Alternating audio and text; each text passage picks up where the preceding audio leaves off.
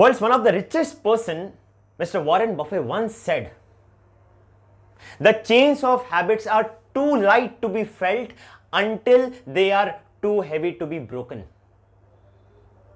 दोस्तों, जब हम कोई बुरी हैबिट के साथ स्टार्ट करते तो इनिशियल स्टेज में हमें कुछ ज़्यादा पता नहीं चलता, बट जैसे जैसे वो बुरी आदत, बुरी हैबिट का हमें लत लग जाता है ना, तो हम देखते हैं कि आगे चलकर उसका बहुत बड़ा दाम हमें चुकाना पड़ता है।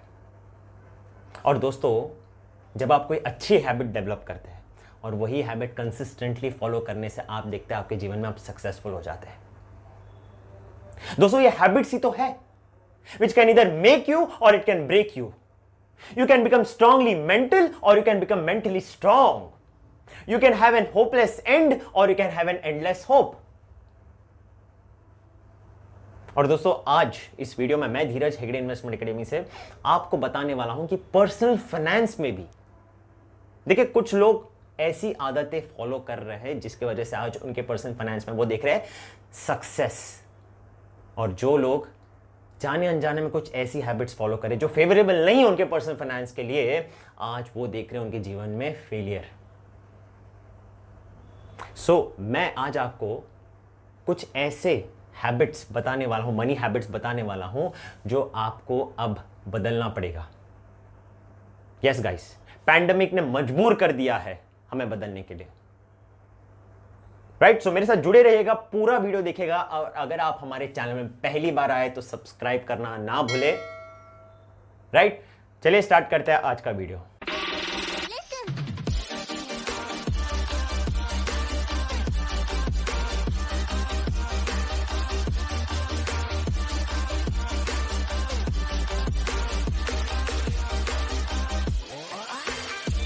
दोस्तों, जब से ये वायरस के चपेट पे भारत देश आ गया, उस वक्त से ही हमने देखा लोगों ने सिर्फ हेल्थ वाइज ही नहीं, वेल्थ वाइज भी बहुत ज्यादा सफर किया।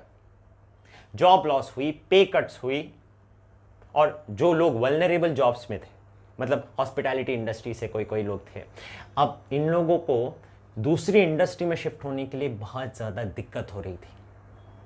और जहां पर परिवार में हस्बैंड एंड वाइफ दोनों एक ही इंडस्ट्री से थे और उस इंडस्ट्री में सडन क्राइसिस हो जाने की वजह से दोनों की जॉब चली गई। ऐसे बहुत सारे इवेंट्स मैंने सुने हैं जहां पर देखिए दोस्तों, हम ये चीज़ नहीं समझ पाते कि हमारे जो भी फाइनेंशियल एसेट्स में अगर हम केवल रियल एस्टेट एसेट्स, नॉन लिक्विडेबल या इलिक्विड फाइनेंशियल इंस्ट्रूमेंट्स, जैसे कि कुछ इंश्योरेंस पॉलिसीज हम खरीद लेते हैं, लॉन्ग टर्म इंश्योरेंस पॉलिसीज जिसमें लिक्विडिटी नहीं होती है भी तो वो लोन के तौर पर होती है जहां पर आपको इंटरेस्ट पे करना पड़ता है। Again that is something a loss. तो ऐसे सारे जो हम मिस्टेक्स कर बैठते हैं, क्राइसिस के टाइम पे हमें रियलिटी पता चल जाती है। और इतना ही नहीं दोस्तों, जब आप लोन भी लेते हैं, auto loan, home loan, personal loan, credit card loan, और आप अपनी इनकम का 60-70% लगा देते हो ना उसके पीछे, आप देखते हो जब ऐसा कुछ हो जाता है तो forget about saving money, you are not even able to pay the EMIs। और जो लोग EMI पे कर पा रहे वो at the end of the month देख रहे कुछ भी उनके पास नहीं बच रहा है पैसा। इस वजह से हमें हमारे लोन पेमेंट्स को कैप करना चाहिए। और दोस्तों, जिन घरों में लोगों ने अपने ब्रेड विनर को खोया है, परिवार में जो सदस्य पैसे कमा के लाते थे वो जो चले गए ना, उसके बाद जो ट्रबल फैमिली मेंबर्स ने फेस किया है ये मैं आपको बता नहीं पाऊंगा। बिकॉज जहां पे बहुत केयरलेसली जो भी इन्वेस्टमेंट्स की गई थी, जहां पर नॉमिनीज रजिस्टर्ड नहीं थी, विल नहीं बनाया गया था, आज वही फैमिली मेंबर्स को अपने ही पैसों को क्लेम करने के लिए दर दर की ठोकरें खानी पड़ रही है। ये क्यों हुआ है? क्या है इसके पीछे का कारण? इसके पीछे का कारण है हमारा केयरलेसनेस, हमारी इग्नोरेंस।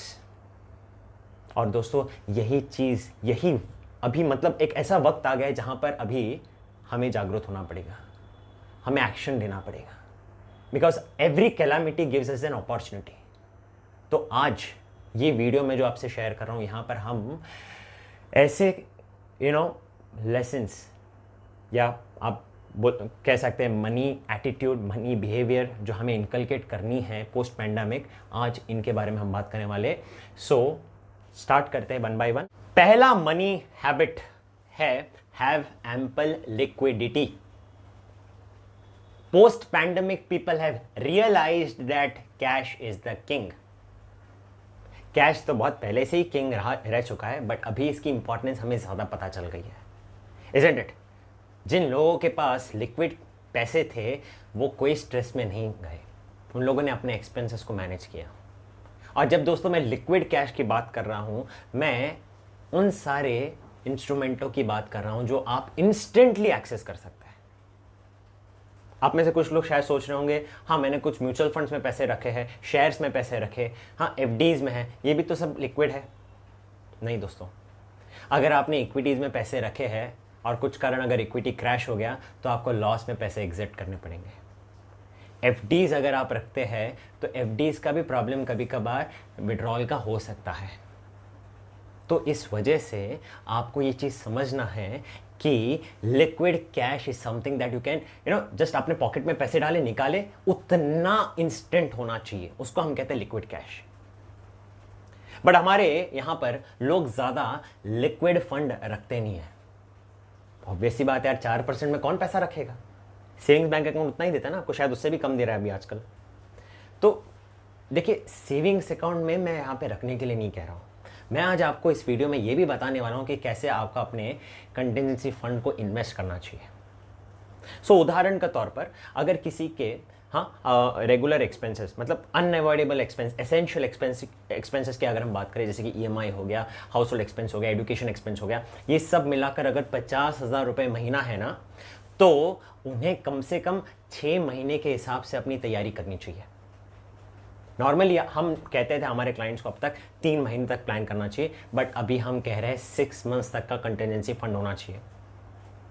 कुछ केसेस में जहाँ पर मैंने जैसे कि आपको बताया, जहाँ पे हस्बैंड एंड वाइफ दोनों एक ही इंडस्ट्री से बिलोंग करते हैं, या जो ऐसे सारे जॉब्स में जो हॉस्पिटैलिटी इंडस्ट्री में, उन लोगों को तो एटलीस्ट 12 मंथ्स तक का कंटिजेंसी फंड रखना चाहिए। करेक्ट? तो यहाँ पर अगर हम 50,000 रुपये के हिसाब से प्लान करें तो 6 लाख की इन्वेस्टमेंट आपको कैसे करनी चाहिए, मैं भी आपको बता रहा हूँ। आप देखिए, एक ही जगह आपको सब पूरा पैसा रखने की जरूरत नहीं, बिकॉज एकदम से पूरा 6 लाख आपको एक्सेस नहीं करना पड़ेगा, राइट? कुछ कुछ करके, थोड़ा थोड़ा करके आपको एक्सेस करना पड़ सकता है। तो पहला जो आप रखेंगे ना, लेट्स से 1 लाख रुपीज आप स्वीप इन एफडीज में रख सकते हैं, स्वीप इन एफडीज, राइट? तो आप 1 लाख वहां पे रखिएगा। उसके बाद जो 2 लाख रुपए बच रहा है, राइट, वो आप लिक्विड फंड्स या आर्बिट्राज फंड्स में रख सकते हैं। और उसके बाद जो बाकी का 3 लाख रुपए बच रहा है वो आप शॉर्ट टर्म डेट फंड्स में रख सकते हैं। इस तरीके से अगर आप सेग्रीगेट करो अपने लिक्विड फंड को, तो आप देखेंगे आपकी रिटर्न अर्निंग पोटेंशियल भी बढ़ेगी, प्लस आप इंस्टेंटली पैसों को विड्रॉ भी कर सकते हो। बिकॉज लिक्विड फंड, जैसे मैंने आपको कहा, वो 1 डे विड्रॉल, मतलब अगर आपने आज 2 बजे के अंदर, बिजनेस डे के दिन 2 बजे दोपहर के अंदर अगर आपने विड्रॉल दी तो नेक्स्ट डे आपके बैंक अकाउंट में क्रेडिट हो जाता है पैसा। It is that fast. इसको हम कहते हैं इंस्टेंट विड्रॉवल। और बाकी का जो पैसा जो एक्सेस बच रहा है वो आपको फिर सेविंग्स अकाउंट में रखना चाहिए। तो इस तरीके से जब आप डाइवर्सिफाई करोगे, आप रिटर्न्स भी एक्स्ट्रा कमाओगे और आप इंस्टेंटली पैसे भी विड्रॉ कर सकते हो। Number 2 is don't borrow your future income. हम में से बहुत सारे लोग अपनी एस्पिरेशंस को पूरा करना चाहते हैं, इजंट इट? बड़ी घर, बड़ी गाड़ी वगैरह वगैरह। बट ये करने के दौरान हम ये चीज़ भूल जाते हैं कि हमारी अफोर्डेबिलिटी क्या है। हम नॉर्मली बैंक जो फाइनेंस हमको ऑफर कर रहा है उसके बेसिस में हम ये डिसीजन ले लेते हैं कि हमें अगर इतना लोन मिल रहा है तो हम क्यों ना ले ले। हम ये चीज़ भूल जाते हैं कि हमारी अफोर्डेबिलिटी क्या है, हमारी सैलरी के हिसाब से हम कितना ईएमआई मैनेज कर सकते हैं। बिकॉज नॉर्मली जब लोग लेट्स से कुछ भी चीज़ प्लान करते हैं, what happens I tell you. अब जैसे कि एक compact 2 BHK let's say for a family of 4 is more than sufficient, but then still people crave for that roomier 3 BHK. And why does this happen? Because bank से हम आपको और extra finance दे रहे, you can go for for this much loan. And उस case में भावनाओं में बहकर हम वो डिसीजन ले लेते हैं। And when you buy a car wherein a hatchback will be sufficient, but then again a swanky sedan is there, which runs in our mind, और हम अगेन बैंक फाइनेंस दे रहा करके हम लोन ले लेते हैं और फिर ईएमआई के गुलाम बन जाते हैं। ऐसे सारे लोग आज ज़बरदस्त सफ़र कर रहे हैं दोस्तों, बिकॉज जहाँ पर आप बोरोइंग अपनी बढ़ा देते हो, अपने इनकम का 50% से ज़्यादा का लेट्स से आप ईएमआई भर रहे हो, तो you can find yourself in a very big quagmire. दलदल में फंस गए हो जहाँ पर अभी पैर भी नहीं निकाल पा रहे हो आप। इस वजह से ईएमआई को क्या करना ज़रूरी है। और ज़्यादा से ज़्यादा लोग ऐसा क्यों करते मालूम है? Because they have this assumption of their growing income. वो रोजी पिक्चर्स ड्रॉ करते हैं कि आगे मेरी इनकम इतने से बढ़ेगी, इतने परसेंटेज से बढ़ेगी, मेरा प्रमोशन होगा। बट देन ऐसा जब कुछ क्राइसिस हो जाता है तब सब कुछ डोल ड्रम्स में चला जाता है। इस वजह से जब कभी भी आप अपनी ईएमआई की प्लानिंग करो, टेक करंट सिनेरियो, जो भी करंट सिनेरियो, जो भी आपकी इनकम है ना, उसके बेसिस में कैलकुलेट करो। और यहां पर हम जो रिकमेंडेशन देते हैं वो है 50% off your income needs to be capped towards all the EMIs that you are servicing. चाहे वो फिर ऑटो लोन हो, होम लोन हो, कोई भी लोन हो, 50% से ज़्यादा आपको पे नहीं करना चाहिए।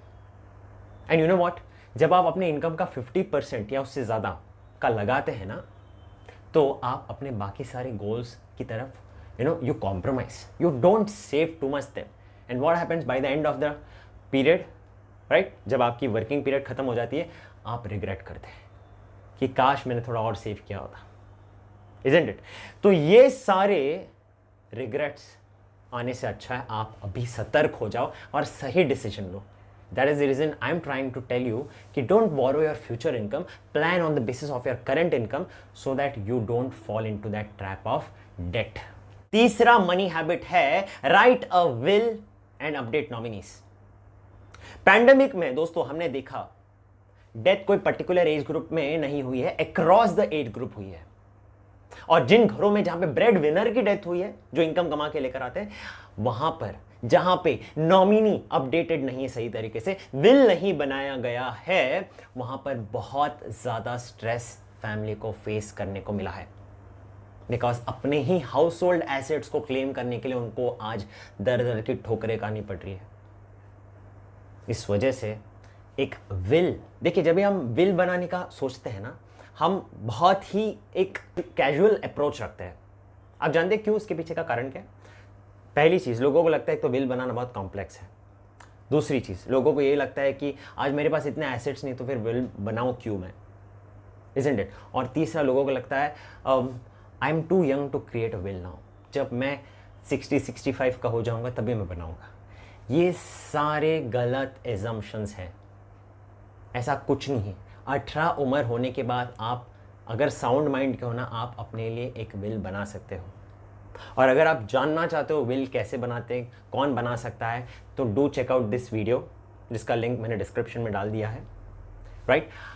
बट ये वीडियो देखने के बाद ही आप उस वीडियो में जाइएगा, बिकॉज अभी मैं आपको बताने वाला हूँ विल और नॉमिनी अपडेट करने के साथ ही साथ आपको एक और सबसे इंपॉर्टेंट मनी हैबिट फॉलो करना, जो मैं अभी आपको बताने वाला हूँ। Coming to the last money habit of the day, आपको अब ग्लोबल एक्सपोजर रखना चाहिए अपने इन्वेस्टमेंट पोर्टफोलियो में।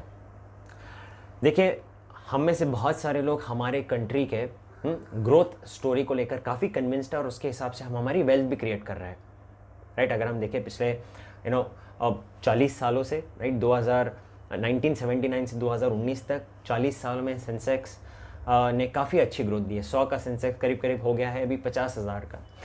सो that way it is good. आपकी substantial portfolio amount should be in the Indian equities, but then इसी के साथ ही साथ you should also have international exposure, because what has COVID taught is that different countries have behaved differently. जो उनका response mechanism था इस problem को, इस क्राइसिस को फेस करने का, अलग अलग कंट्री के अलग अलग तरीके थे। और बहुत सारे जो डेवलप्ड नेशंस है, यूएस, यूके, जर्मनी, इन्होंने बहुत फास्ट रिकवरी दिखाई, राइट। तो अभी वहाँ पर स्टेबिलिटी है। तो जब आप ऐसे नेशंस में, ऐसे नेशन के कंपनियों में जब ये इन्वेस्ट करते हैं ना, तो आपके पोर्टफोलियो में भी स्टेबिलिटी आती है। और इतिहास गवाह है, जहाँ पर अगर हम देखें, जब कभी भी वर्ल्ड क्राइसिस हुआ है तो डेवलप्ड नेशंस ने बहुत ज़्यादा स्टेबिलिटी दिखाई है।